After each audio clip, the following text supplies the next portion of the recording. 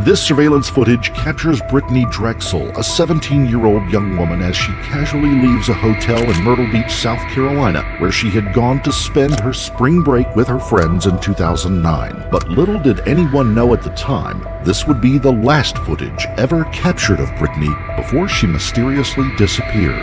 After over a decade of searching, false confessions, and dead ends, the case of Brittanee Drexel has long since been speculated over. As the years passed, theories grew wilder and more complex until 13 years after she was last seen alive, investigators were finally able to learn the devastating truth about her disappearance and realize the culprit had been right in front of them the whole time. Before we begin, we would like to extend our sincere condolences to the friends and loved ones of Brittanee Drexel, whose life was taken so tragically as the result of the events described in this case.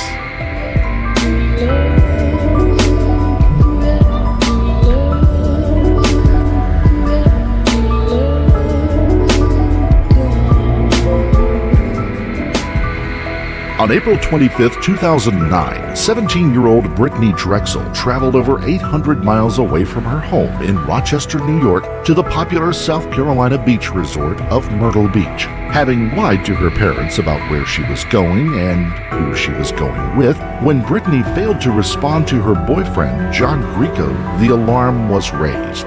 An investigation was launched, and detectives pored over CCTV and witness statements in an attempt to track down the 17-year-old's last movements. Brittanee had last been seen walking to a neighboring hotel a mile away, off to meet with a group of friends that she had made on the trip.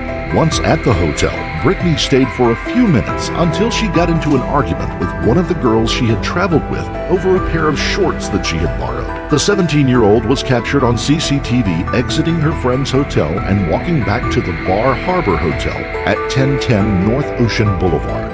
As she continued, Brittanee had texted John about the argument before she stopped replying shortly after 9:15 p.m. Authorities discovered her phone had been pinged and had traveled along Route 17 near the boundary between Georgetown County and Charleston County before abruptly stopping in a swampy area of the Santee River. The case amassed interest from around the globe.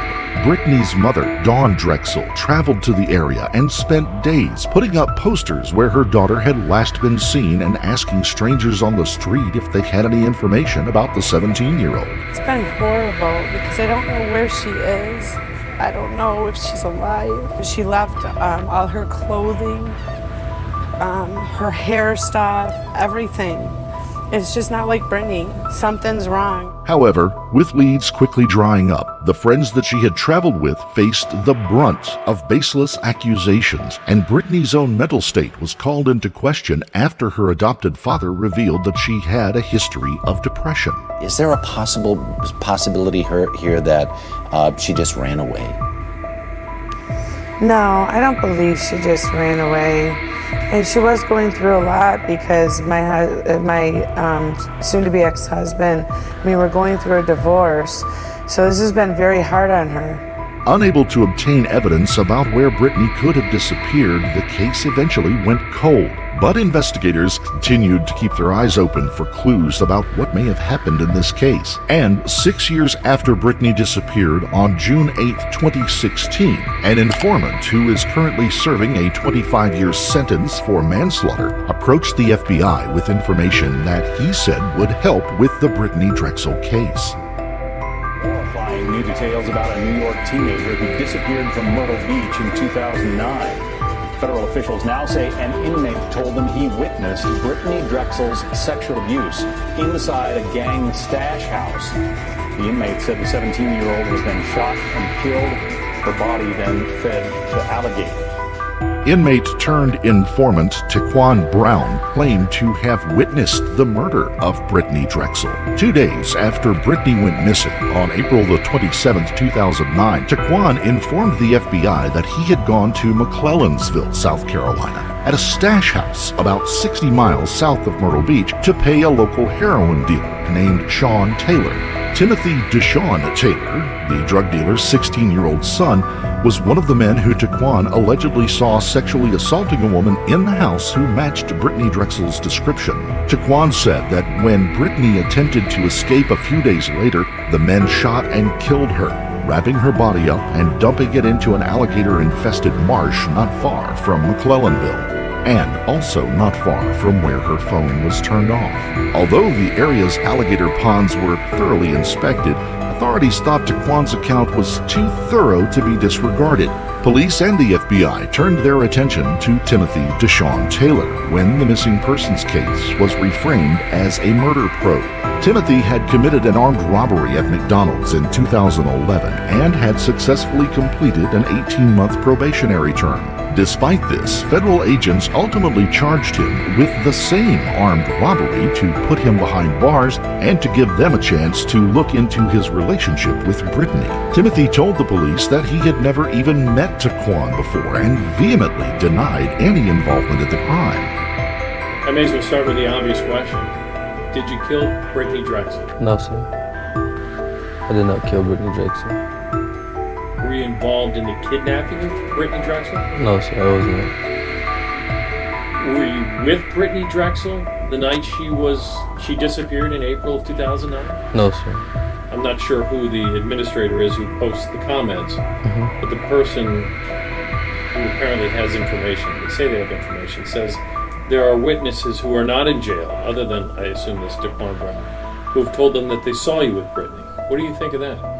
If there was witnesses, then they would have been brought to the attention and they would have highly spoke about it, but I'm pretty sure there's no witness. I know that there's no witness because I've never seen her and I've never been with her.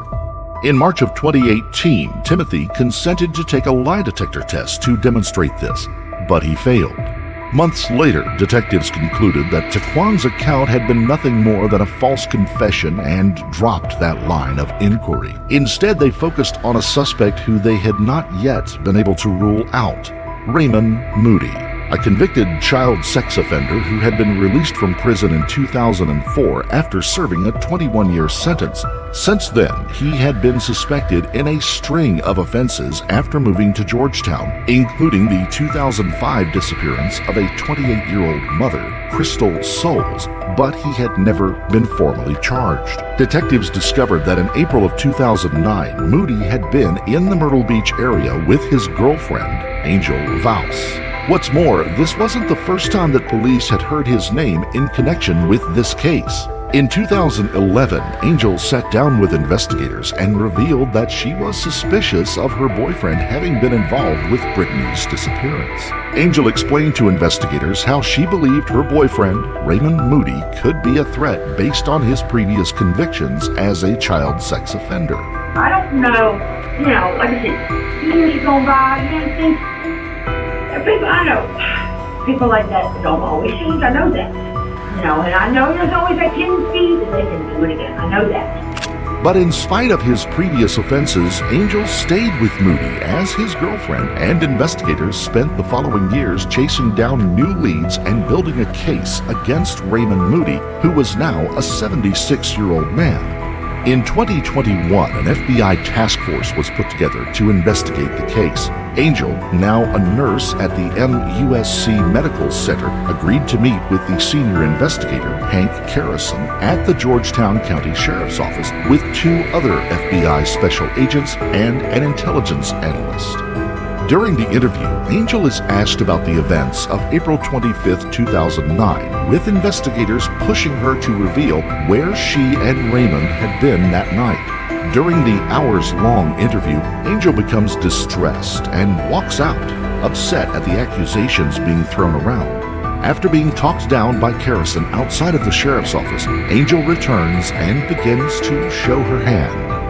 No, I would never hurt anybody. That's the truth. I don't know the whole truth. I don't know who it was that night. I believe you, but I really do. You don't. I do. I believe you. All we're looking for, we need your help, right? To piece this thing together. I know. I was not about to what my belief is that It depends upon the evidence. With the agent's reassurance, Angel goes on to say how she remembers Raymond returning on April 26, 2009 with scratches on his face. She wasn't sure where he had gotten them from and had questioned him at the time if maybe she had caused them during some drunken fight. I know for sure that he had my vehicle. He had asked me for it to trade vehicles, and I didn't ask why. Big deal. And then I do remember him calling me early in the day. And I was off, but I just didn't feel like, meeting up at that time. So I told him, yeah, I will meet you. So that evening I did meet him. Down by the Yes. hotel by the lake, Yes. right? Yes. And you traded vehicles. Yes. You took I what? took my vehicle and he got the red. SUV? Yes, and he got the red.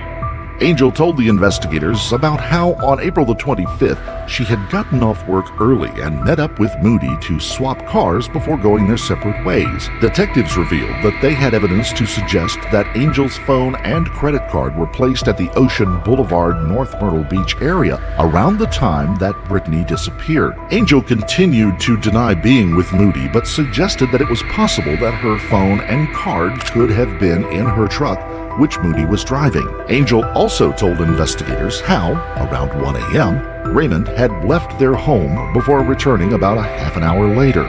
Towards the end of the interview, Angel becomes more amenable, suggesting to the investigators that she could press Moody for information. She even went so far as to suggest bugging the house. I don't know. You say, I was, in the beginning, I was very nervous about it. I really was, because I didn't know. And he won't say me, So, and I didn't know. I still don't know. Does it make me nervous when people bring it up this? Of course it does. Because I'm living with somebody who could have, you asked him if he was involved. Would that be different? I can try to ask him, again. But first thing is going to be, he knows I'm here, but he thinks I'm meeting for some other reason. First question is going to be, did they ask you about me? He's real, he's suspicious, believe me. So, you had mentioned above. Is that something you think would work? Is that something that you think you can do? I can do it. So how would you respond to any discussion? He don't talk about it. Period. He don't talk about it. After the interview was over, Angel returned home and the FBI surveillance noticed suspicious activity in their home over the next few hours. Raymond was seen going in and out of the house, going through the car as if he was looking for something. Angel had suggested throughout the interview that she still had the phone that she was using at the time Brittanee disappeared. With Moody's unpredictable behavior, a warrant was used to search the residence the next day, and several electronic devices were seized, including 3 phones, 2 tablets, a disposable camera, and multiple assorted storage devices. Days later, on Wednesday, May the 4th, 2022, Raymond Moody met with the investigators. His story differed completely from the account that Angel had given them just days earlier. After 13 years, knowing evidence against him was piling up, he was ready to give a full confession. The only person who ever told this story to is my lawyer. Angel never even knew the real story. She never knew. Anyway, I was going down Ocean Boulevard. We were going along pretty slow, driving. I was driving. And pretty walking speed. And I saw the Drexel girl walking along the sidewalk. And I was smoking pot. She noticed that. Walked over through the door and said something about it. Smells like good weed. I said, yeah, you want some? Sure. Get in. She hopped right in the back, got a problem. And we smoked the weed. Went down the boulevard, a small talk. Angel's not really saying anything. We were smoking pot. And I said, hey, you want to party a little bit with us? We can get some cocaine, She said, sure. So we started driving, we was driving around, smoking, talking, and I started right into Georgetown, went right to a spot where we used to camp out down by the river.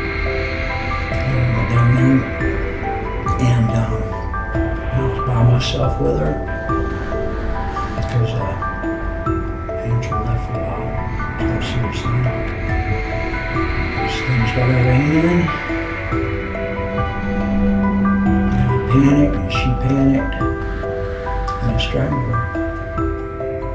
Knowing Angel would be back any minute, Moody told investigators how he had hidden her body in a boat landing. When Angel returned, she questioned Moody about where the 17-year-old had gone. Moody told her that she had been picked up by friends. Later that night, unable to sleep, Moody returned back to their campsite and buried her a short distance from where she was murdered. Was her, like, her purse and her phone and stuff like that? Do you know where that's at? Are you able to tell us? Did you throw it on the woods, or do you recall what you did with her stuff? Actually, I dropped it donation box, so it's from her stuff. All of her stuff, the phone included, and her purse, or what did you do with the phone? I threw the phone in the river. After his confession, Moody led investigators to the site where he claimed that he buried Brittanee all those years before. Moody took investigators through the scene, pointing out the spots that he had sexually assaulted the woman and murdered her. A search warrant for the property was issued, and investigators spent the next 2 days excavating the site. After his May 4th confession, the next day he sat down with investigators alongside his lawyer to give a full statement rehashing everything he had said the day before. Here, the detectives continue to push Moody. You buried her, received one piece. Mm-hmm. Okay. You said you didn't cause any extra injuries. No. Any broken bones? No. Do you know how you did it? How you strangled her? There's a couple different ways, obviously. You can strangle somebody just like that. There's nothing else that you might have kept, like the blanket might not have been kept. There's nothing else in that bed. And she was when you transfer, she was in the back of the like in the bed, wrapped in the blanket. She bleeding at all? 5 days later, Angel appeared at the Georgetown County Sheriff's Office with her lawyer, where she gave a proffer statement, which could not be used against her in a court of law. Here, Angel changed her version of events that night to match what Moody had told investigators. We're just here for the truth. Okay. And so as long as that's everything that's told today, we're good to go. Okay. So just go ahead, and I'll give you the opportunity. You just tell us what you remember about that time. Alright, me and him went to the beach. We were in my vehicle, of course. We had smoked weed on the way up there while we were there, stuff like that. Then afterwards, we rode down the boulevard. He hollers him out the window. What exactly said, I don't remember. She hollered something back, but couldn't hear. There's a lot of traffic. So he pulled up a little bit. He pulled over to a little parking lot on the side of the road. She walked over to the car. He spoke to her out the window, said something like, hey, you want to let's smoke some weed, do a line or two? And she said yes. She got into the vehicle, came back towards Georgetown, really just smoking along the way, stuff like that. Went down to the pole yard, walked around a little bit smoking. A little bit later, called my son, or he called me, I can't remember who called him, but he had the keys to the apartment. So I said I'll be back in a little while. Angel, though changing her story under the safety of the proffer agreement, closely matched what Moody had told to investigators. Like after you got to the apartment, what you did? I went to bed, because I've been drinking, okay? So yeah, I went to bed, and I said I believe that he was up for a little bit, but I went to sleep. I did wake up later, and he was gone, but like I said before, that really is kind of normal. He was always an early person. He'd get up 4:30, 4 in the morning, and he'd be up. That was just his routine, which he still did to this day, With both accounts detailing how Moody had returned to the scene to bury Brittanee, a second search of the site was conducted, and soon they found what they were looking for. 4 feet beneath the dirt lay a nose ring, contact lenses, long hair, and a set of human remains. The remains were sent for forensic, dental, and DNA identification, and 2 days later, the Drexel family received the devastating news. It was Brittanee. Authorities in South Carolina have recovered the long missing remains of Brittanee Drexel, the 17-year-old New York girl who vanished while on a spring break trip to Myrtle Beach in 2009. Georgetown County Sheriff Carter Weaver announced on Monday during a press conference that Drexel's body was found on May 11th and that police have charged 62-year-old Raymond Moody with murder. A press conference was held by police where they confirmed the remains that had been found had been identified as the missing teen. Brittanee's mother, Dawn, and Chad, and Father John were promised that every resource would be used to find the answer of what happened to Brittanee, where did it happen, how did it happen, and why did it happen. The why may never be known or understood, but today, this task force can confidently answer the rest of those questions along with the who is responsible. The who is Raymond Douglas Moody. His date of birth is May the 9th of 1960, and he is a white male with an extensive sex offender criminal history. The Georgetown County Sheriff's Office charges against Mr. Raymond Moody are murder, kidnapping, criminal sexual conduct in the first degree, all of these charges occurring within the jurisdictional limits of Georgetown County, all of which occurred on April the 25th of 2009, and all of which detail Brittanee Drexel as the victim. On October 19th, 2022, Raymond Moody, who had waived his rights to a trial, pled guilty to all the charges and was sentenced to life in prison with an additional 2 consecutive terms of 30 years. I don't have the words of how horrible I feel. I've felt ever since that day. Very sorry.